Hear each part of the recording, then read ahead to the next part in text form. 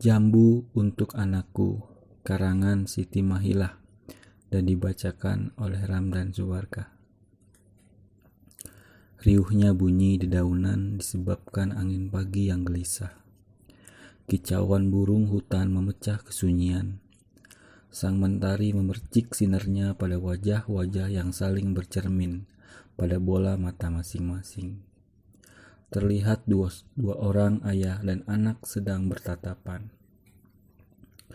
Tidak, Nak. Abah sangat mengerti. Abah juga minta maaf karena sudah banyak menyusahkanmu.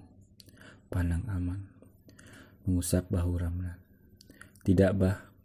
Memang sudah kewajiban seorang anak untuk merawat dan menjaga orang tua yang telah membesarkan dengan segenap jiwa dan raga, ucap lirih Ramadan dengan nada rendah.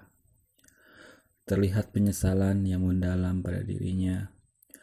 50 tahun yang lalu, di sebuah desa tampak rumah berukuran kecil dan sangat sederhana. Dinding-dinding rumahnya hanyalah terbuat dari anyaman bambu, atau sering disebut palupuh dalam bahasa Banjar. Sedangkan atapnya terbuat dari daun rumbia yang sudah tersusun rapi. Rumah sederhana itu dihuni oleh sepasang suami istri, Panang Aman dan Acil Siti. Mereka disebut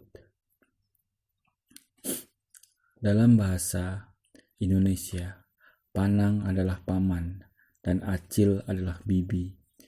Sudah hampir 10 tahun, Panang Aman dan Acil Siti masih belum dikaruniai anak. Hari-hari mereka terasa hampa tanpa kehadiran seorang anak.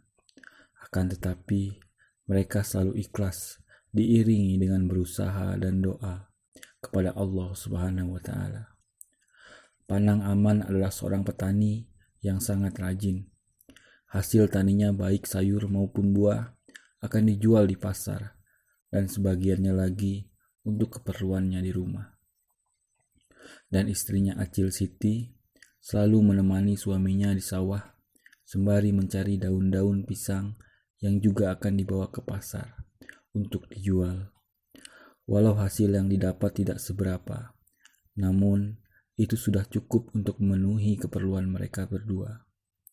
Selepas Isya, terhampar gelap yang panjang. Suara aliran sungai menjadi musik yang mengiringi bambu dengan julangan tinggi, saling bergesekan dengan suara daun-daunnya, seolah berbisik-bisik. Rembulan dengan manja didampingi seekor bintang mengintip, pembicaraan dari sebuah rumah sederhana yang tak jauh dari sungai.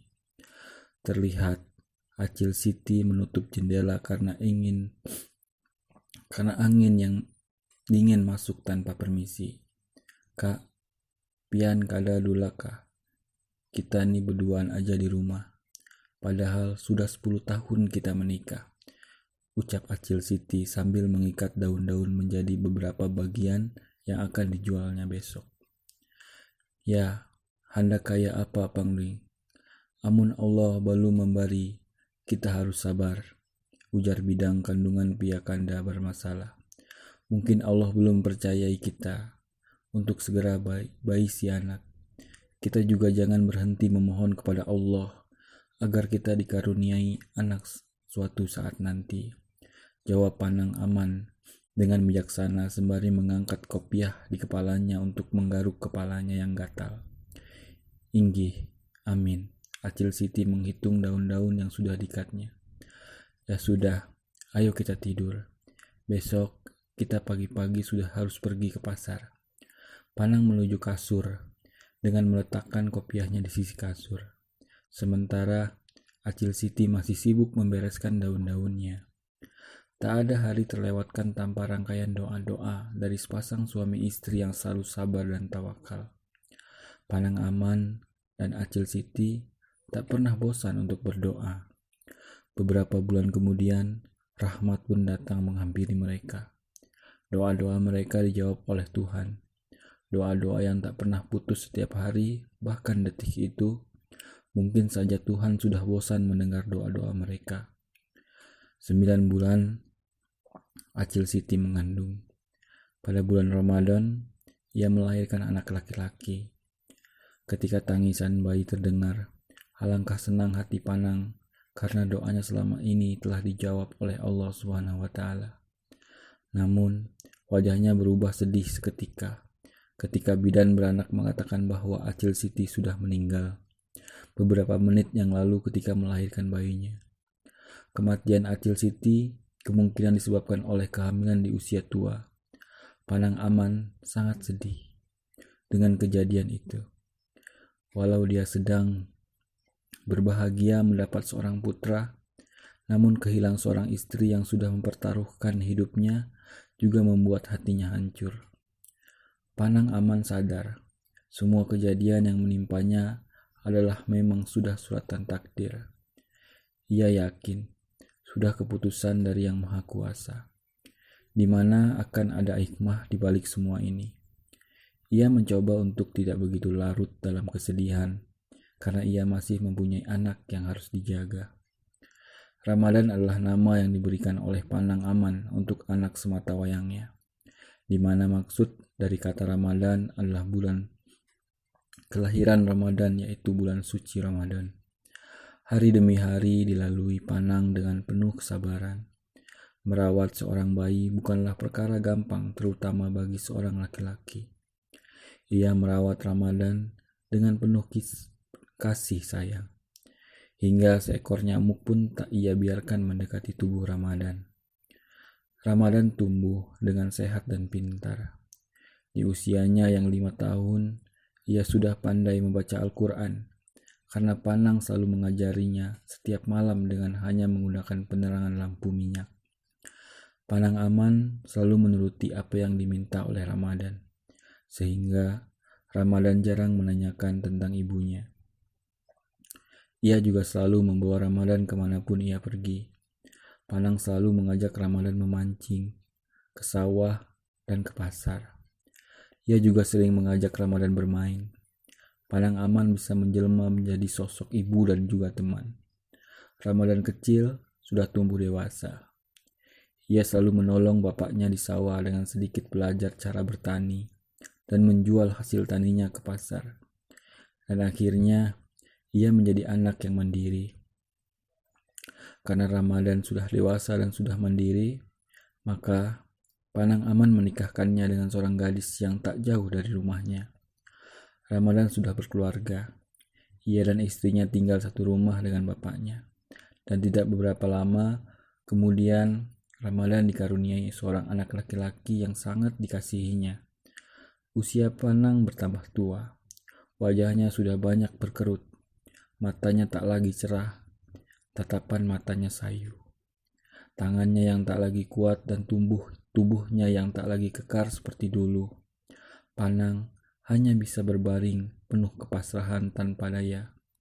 Ia hanya bisa memandang cucunya yang sudah berusia 10 tahun tanpa bisa mengajaknya bermain-main seperti dulu ia dengan Ramadan anaknya. Mainan apapun yang Ramadan kecil minta buatkan, selalu ia kabulkan dengan tangannya yang terampil dan kuat. Ia pun teringat raut wajah cerah Ramadan kecil yang sedang memamerkan mainannya kepada teman-temannya. Lamunan masa lalu pun mengantarkannya pada sebuah mimpi yang memutar memori lama. Di usia Panang yang sudah tua renta, dengan terpaksa Ramadan dan istrinya harus merawat dan menuruti semua kehendak bapaknya. Panang Aman sudah tidak bisa melakukan apa-apa lagi. Ia juga sedikit cerewet dan sering membuat kesal. Lama-kelamaan, Ramadan merasa lelah dengan keadaan bapaknya, sehingga ada niat buruk yang akan dilakukannya pada bapaknya. Apakah Ramadan sudah lupa atas semua kasih sayang dan jerih payah bapaknya selama ini, hingga ia bisa hidup berkecukupan seperti ini? Apakah ia sudah lupa segalanya? Apakah ia tak ingin membalas semua jasa bapaknya dengan merawat bapaknya dengan ikhlas di masa tua, bapaknya yang sudah tak berdaya? Suatu hari, muncullah pikiran jahat Ramadan untuk membuang bapaknya ke hutan. Entah kenapa pikiran itu ada di dalam benaknya. Iblis apakah yang telah menghasutnya? Hatinya begitu kerdil untuk menerima keadaan bapaknya. Tapi Setidaknya Ramadan masih mempunyai sekerikil hati hingga dia tidak membunuh bapaknya secara langsung. Namun, tetap saja membuangnya ke hutan berarti sudah tidak mengharapkan kehadirannya lagi. Bukankah itu sama saja membunuh bapaknya dari hati dan pikirannya? Membuangnya ke hutan juga bisa membunuh secara fisik dengan perlahan bahkan cepat. Sudah pasti di hutan banyak binatang buas yang siap memangsa bapaknya. Sungguh Ramadan sangat keterlaluan dan sampai hati berniat seperti ini. Sampai pagi yang masih berselubung kabut, terasa hawa dingin merasuk kulit. Ramadan menggendong bapaknya memasuki hutan. Bapaknya tampak kedinginan karena tidak menggunakan pakaian tebal. Di tengah perjalanan, "Nak, kenapa Ikam menggendong Abah? Hendak dibawa kemana Abah?" tanya Panang Aman dengan cemas.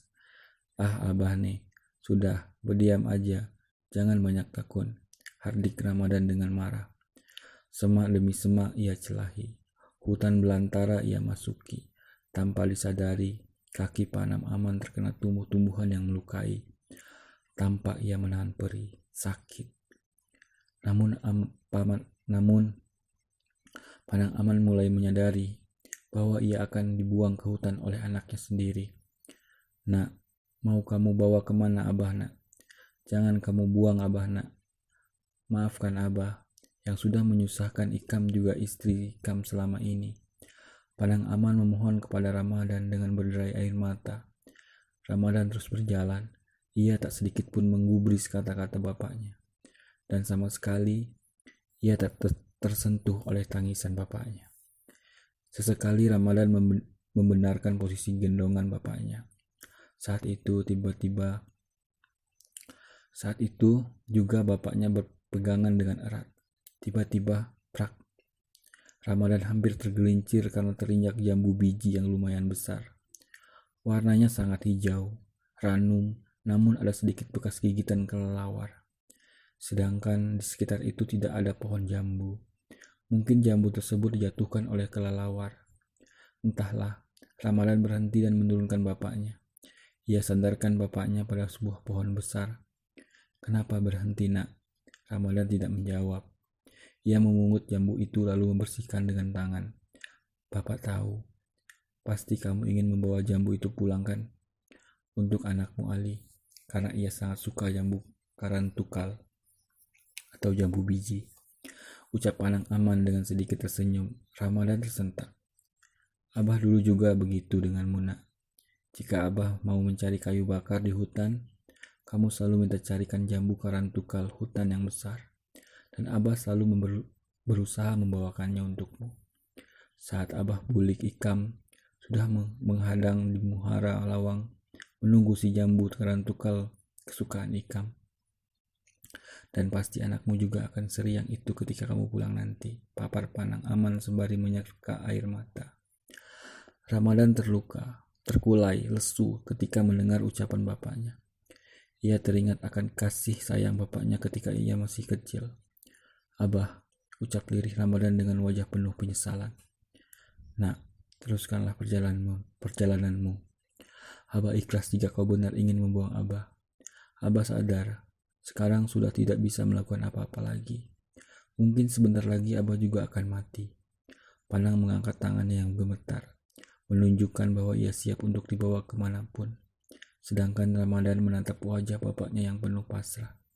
Ia mendekati bapaknya. "Tidak Abah, kita pulang sekarang. Aku sadar betapa Abah sudah sangat menyayangi dan mengasihiku saat aku kecil hingga dewasa. Ulun anak yang durhaka Bah. Ulun sudah berniat untuk membuang pian. Ampuni ulun Bah. Ampuni dosa-dosa ulun Abah." Ramadan menangis sejadi-jadinya. Ia pun sangat menyesal.